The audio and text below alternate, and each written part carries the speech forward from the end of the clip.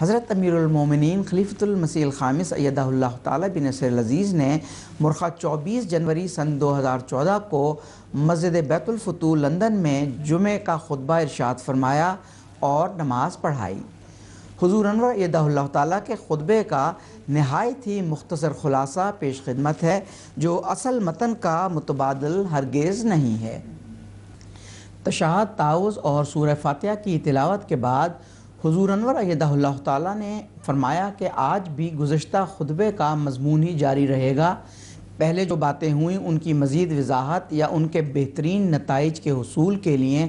کوشش کے مزید طریق کیا ہیں جن سے ہم جماعت کے ایک بڑے حصے میں بہتری پیدا کر سکتے ہیں۔ عملی اصلاح کے لیے 3 باتیں انسان میں پیدا ہو جائیں تو عملی اصلاح جلد اور بہتر طور پر ہو سکتی ہے، یعنی قوت ارادی کا پیدا ہونا، دوسرے علمی کمی کو دور کرنا اور تیسرے قوت عملی کی کمزوری کو دور کرنا۔ حضور انور ایدہ اللہ تعالیٰ نے فرمایا کہ ہماری جماعت میں ایسے لوگ تو مل جائیں گے جو وفات مسیح کے دلائل جانتے ہوں یا مولوی کے اعتراضات کے منہ توڑ جواب دے سکتے ہوں، مگر ایسے لوگ بہت کم ملیں گے جنہیں یہ علم ہو کہ حضرت مسیح موعود علیہ السلام نے ہمارے سامنے اللہ تعالیٰ کو کس رنگ میں پیش کیا، آپ نے معرفت اور محبت الہی کے حصول کے کیا طریق بتائے۔ ان باتوں کا علم نہ ہونے کی وجہ سے ایمانی کمزوری پیدا ہو جاتی ہے۔ ہمیں اس بات کو جاننے کی ضرورت ہے اور جائزے کی ضرورت ہے کہ ہم دیکھیں کہ ہم میں سے کتنے ہیں جنہیں یہ شوق ہے کہ اللہ تعالیٰ کی عبادت کریں تاکہ اللہ تعالیٰ کا قرب مستقل طور پر حاصل ہو۔ ہم میں سے کتنے ہیں جن سے اللہ تعالیٰ پیار کا سلوک کرتے ہوئے دعاؤں کے قبولیت کے نشان دکھاتا ہے، ان سے بولتا ہے۔ حضور انور نے فرمایا کہ ہمارے علماء، ہمارے مربیان، ہمارے عہدیداران اپنے اپنے دائرے میں افراد جماعت کے سامنے اللہ تعالیٰ کی محبت کے حصول کی کوشش کے لیے بار بار ذکر نہیں کرتے یا اس طرح ذکر نہیں کرتے جس طرح ہونا چاہیے، یا ان کے اپنے نمونے ایسے نہیں ہوتے جن کو دیکھ کر ان کی طرف توجہ پیدا ہو۔ پس نیکیوں کو حاصل کرنے کی تڑپ، اللہ تعالیٰ کا قرب پانے کی تڑپ ہماری جماعت میں عام ہو جائے تو ایک بہت بڑا طبقہ ایسا پیدا ہو سکتا ہے جو گناہ کو بہت حد تک مٹا دے گا۔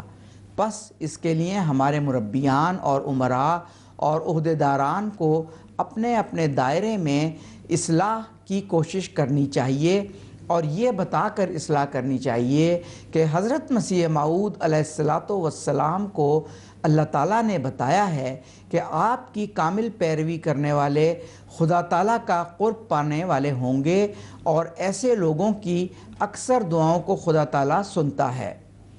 حضور انور ایدہ اللہ تعالیٰ نے دنیا کے مختلف ممالک اور اقوام سے تعلق رکھنے والے احمدیوں کے ایمان کی مضبوطی کے چند ایمان افروز واقعات بیان فرمایا کہ پس اگر ایمان مضبوط ہو تو اللہ تعالیٰ کی قدرت پر یقین ہوتا ہے۔ حضور انور ایدہ اللہ تعالیٰ نے فرمایا کہ دوسری چیز عملی اصلاح کے لیے جس کا پہلے ذکر ہو چکا ہے وہ علمی قوت ہے یا علم کا ہونا ہے۔ فرمایا کہ مربیان کو بھی اور عہدیداران کو بھی بار بار جھوٹ سے بچنے کی تلقین کرنا ہوگی، بار بار یہ ذکر کرتے چلے جانا ہوگا کہ کوئی گناہ بھی بڑا اور چھوٹا نہیں ہے، گناہ گناہ ہے اور اس سے ہم نے بچنا ہے۔ پس مربیان، عہدیداران، ذیلی تنظیموں کے عہدیداران، والدین، ان سب کو مل کر مشترکہ کوشش کرنی پڑے گی کہ غلط علم کی جگہ صحیح علم سے آگاہی کا انتظام کریں۔ اسکولوں کے طریق کو ہم روک نہیں سکتے، وہاں تو نہیں ہم کچھ کر سکتے دخل اندازی، لیکن گندگی اور بے حیائی کا فرق بتا کر بچوں میں اعتماد لے کر اپنے عملی نمونے دکھا کر ماحول کے اثر سے بچا سکتے ہیں۔ حضور انور ایدہ اللہ تعالیٰ نے دعا دی کہ اللہ تعالیٰ ہم سب کو احسن رنگ میں اپنے فرائض ادا کرنے کی توفیق عطا فرمائے۔ خطبے کے آخر پر حضور انور نے فرمایا کہ نمازوں کے بعد میں 2 جنازے غائب بھی پڑھاؤں گا۔ ایک جنازہ ہے مکرمہ نواب بی بی صاحبہ جو مانگٹ اچا ضلع حافظ آباد کی رہنے والی تھیں اور ہمارے مبلغ گیانہ احسان اللہ مانگٹ صاحب کی والدہ تھیں۔ 19 جنوری سن 2014 کو بقضائے الہی وفات پا گئیں۔ انا للہ و انا الیہ راجعون۔